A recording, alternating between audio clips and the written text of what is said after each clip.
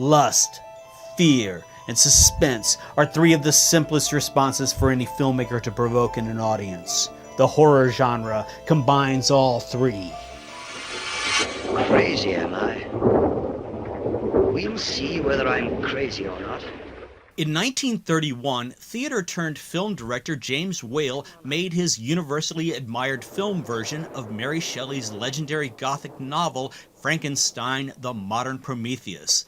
The movie differed considerably from Shelley's novel in that it dealt specifically with the life-infusing process that Whale's significantly more deranged Dr. Frankenstein, brilliantly played by Colin Clive, implemented to bring the monster to life. It's alive! It's alive! It's alive! The film also incorporated an open-ended tableau to allow for one of the first horror franchises in history.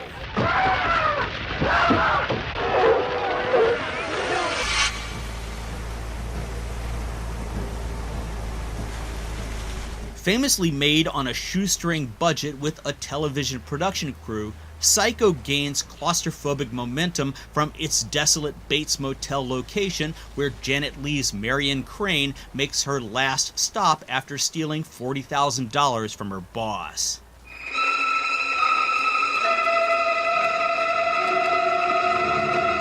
Anthony Perkins gives a career-topping performance as the motel owner with a nasty mommy complex based on real-life psychotic Ed Gein. Alfred Hitchcock's Psycho is everything a horror movie should be. Creepy, sexy, dark, and terribly shocking. In a word, perfect.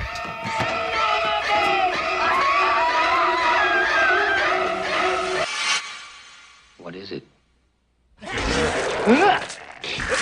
The Exorcist is a classically compelling American Gothic legend that sets up an earth-shattering physical and religious battle between good and evil over the demon-possessed body of a young girl named Regan McNeil, unforgettably played by Linda Blair. Fuck you! Jesus, fuck you! Please, fuck you! The supernatural incidents are resolved in the film's closing scenes, but the potential for evil to grip mortal humans is a ghost that lurks in the memories of every audience that sees The Exorcist. The power of Christ compels you! The power of Christ compels you!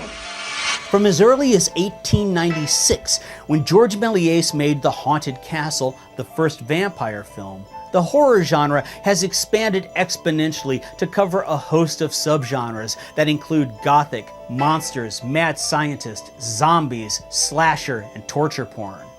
Many of cinema's early horror stories were derived from literature. Authors such as Edgar Allan Poe, Bram Stoker, and Victor Hugo provided horror-inclined filmmakers with the running start they needed to cross over to the dark side.